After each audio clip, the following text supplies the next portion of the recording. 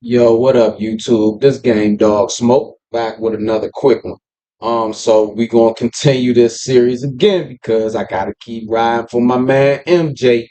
Now, first off, shout out to my man Dreamers Pro.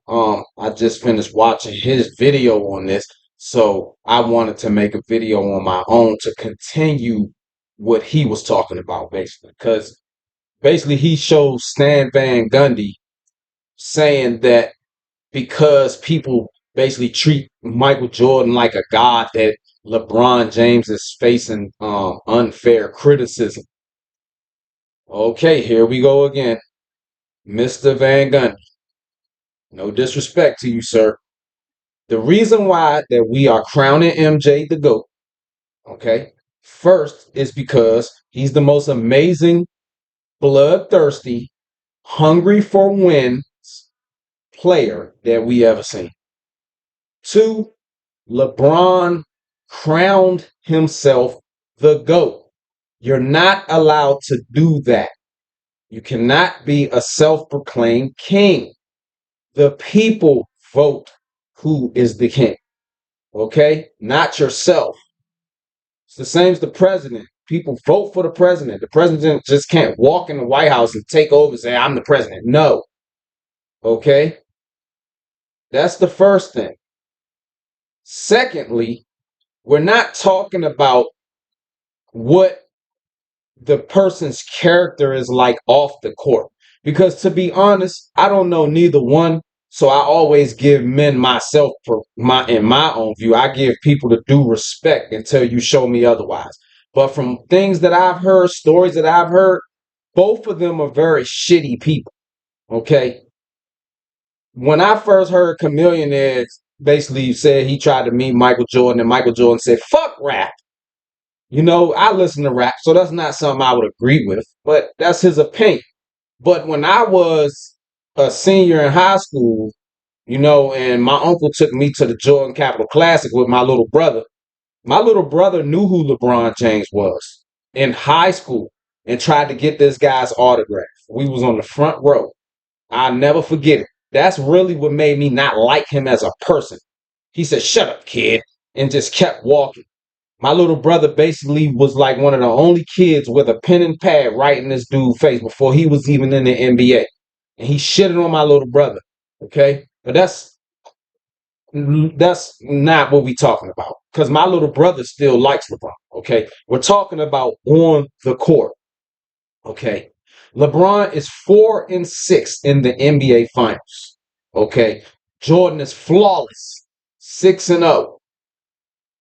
Now, when it comes to the ring culture, rings matter. Okay. Now, what they try to say against MJ is he only got 6. You got guys like Robert Horry who got like 8 or 9 rings. Okay. But Robert Horry was a clutch role player. Okay. And in their playing days, they knew their position. Robert Horry was an all-star, but he wasn't a aggressive, dominant player. He was a clutch player. Okay, he was one of them guys you could get the ball to in that right time, and like Derek Fisher, them boys is going to get it in the basket. Okay, Robert Horry got more rings than MJ, but he ain't MJ. So this is why ring culture still counts because you're playing for NBA championships. You're a coach, Stan Van Gundy. You should know that. That's the ultimate goal. Jordan is flawless in the finals, okay? LeBron is out here asking for breaks before the All-Star and breaks before the playoffs. None of them premier golden age players in MJ and before, like I said, anything before 2010. And that's why we don't diminish LeBron as a top caliber player. He came in as a high school phenom in the end of the golden age. Okay. But that it's not hard to dominate, especially with the transition of the league and the floor spacing and all that stuff when Adam Silver took over. It's way easier to dominate. Okay. Then you even have guys that are put in both of these guys' stats into the Chat GPT AI conversion, AI comparison programs, MJ still coming out on top. He's the most dominant, bloodthirsty, win-hungry motherfucker that ever graced a basketball. It does not matter if you didn't know about him before the league. You know what I'm saying? It doesn't matter how bad he was doing when he first started. When he turned on and he got to them days where he said, fuck it, I'm winning at all costs, that's when you really seen that dog. Like I said, wearing Jordan number don't make you Jordan. Okay? You grew up idolizing Jordan. That's why you wear the nigga number. At least Kobe tried to take it a step above. But y'all like to diminish Kobe. Like he ain't up to up. Y'all wasn't talking about Kobe before he died. Nobody was talking about Kobe before he died. Yes, we was. It's just that controversy is a motherfucker. Y'all always looking for something bad to put on somebody outside of the basketball court. On the court, Kobe and Jordan were dominant. You know what I'm saying? LeBron is dominant, but he's a crybaby. He flops. He does certain things that you would not have gotten away with in the Jordan era, in the Bad Boys era, and Shaq and Penny. You know what I'm saying? Early Kobe Bryant eras. You feel me? The Glove and Sean Kemp and Larry Johnson and Muggsy, all the good all-star players, even back to Magic and Bird. Y'all talking all that crap. Bird and them would have been able to keep up in these days too. They would be cooking shit. We keep trying to explain to y'all, LeBron is able to play this long because of floor spacing and how the rules changed. Okay, it's not about longevity. Y'all keep trying to act like career longevity is something to be proud of. The point of the game is to get in and get out and do as much as you can in a shorter window. Jordan was very dominant in a shorter window. And like I said, the motherfucker retired 3 times. No player did that shit. We don't want to hear it. You know what I'm saying? Retiring 3 times is just like having a 20-year something career. Come on now. Stop trying to compare apples to oranges. It's a whole different era. Jordan will run over you niggas. I think he'll average 60 points a game in this fucking era. You know what I'm saying? Stop with it.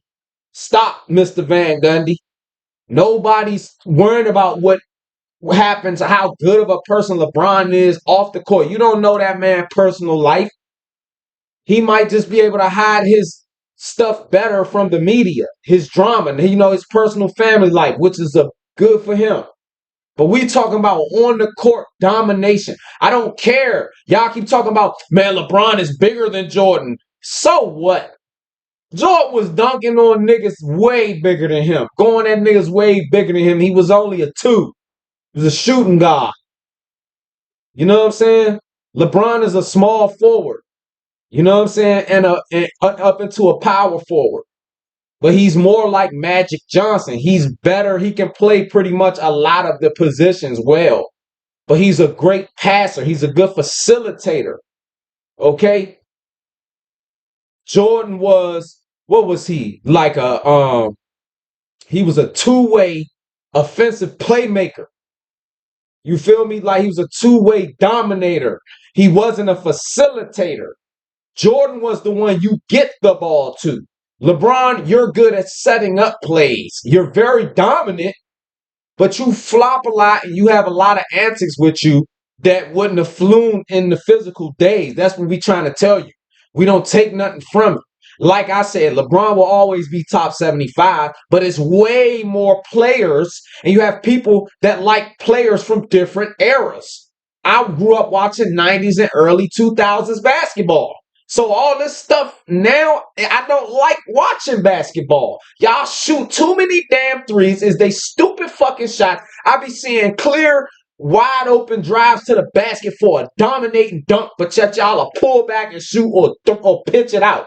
Y'all don't drive the lane no more. It's not as physical. We like physical dominating ball where you had to drive and go to the basket. Your coach will take your ass out the game if you shot too many threes because a 3-point shot was a lower percentage field goal. The point was to score and win. Get to the basket. Everybody had a position. The center had a fucking position. He wasn't roaming all around outside of the freaking rainbow or the arc. He was around the box. 1 foot in the paint, occasionally taking it in and out so he don't get a 3-second. You know what I'm saying? Like, come on, man. Everybody had a position to play. Now all y'all shooting threes. Like I said, it's a whole different domination, whole different ball game. Van Gundy's a coach.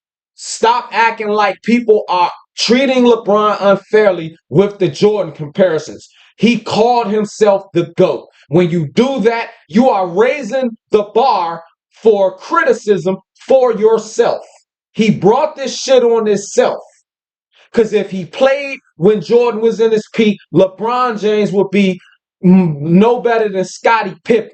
He would not. It was too many dominant all-stars back then. Y'all keep trying to act like he was just running over all of the pros and all of the veterans when he first came in the league. No, he wasn't. It's just that athleticism favors youth. You know what I'm saying? But even in the all-star games back then, our players played like the all-star game was like a championship game. And Kobe shut his ass down in that all-star game. What was it, 2011 or 2012? One of them years? He shut his ass down. LeBron couldn't do nothing versus Kobe. What make you think he gonna get past Jordan straps? You crazy. Jordan played on both ends of the ball. LeBron doesn't even play defense like Michael Jordan. Stop playing, man. You just got something against MJ Van Gundy because he used to cook your gump ass. Stop playing. All y'all got something against MJ. Because like me and the great the great Charles Barkley said, my apologies, Jordan did more with less time. And that's from motherfuckers who was playing against MJ directly. His competition. Stop. But this game dog smoke, man. This the end of Jordan the GOAT debate part 3.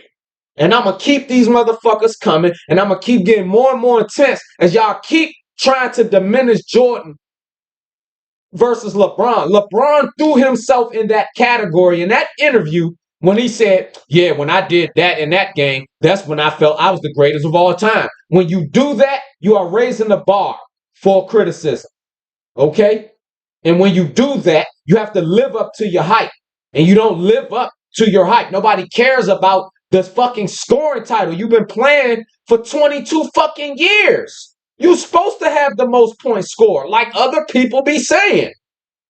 Something wrong if you don't have the most points scored as the most dominant player since MJ left. Because you came in a year after MJ retired from the Wizards. Stop it. And he was cooking niggas. He was giving niggas 50 pointers at 40 and at 39 on the Wizards. Y'all keep trying to act like MJ didn't play all 81 games at 39 and 40. Stop it. Stop it. We out, man. See y'all in the next one. Peace.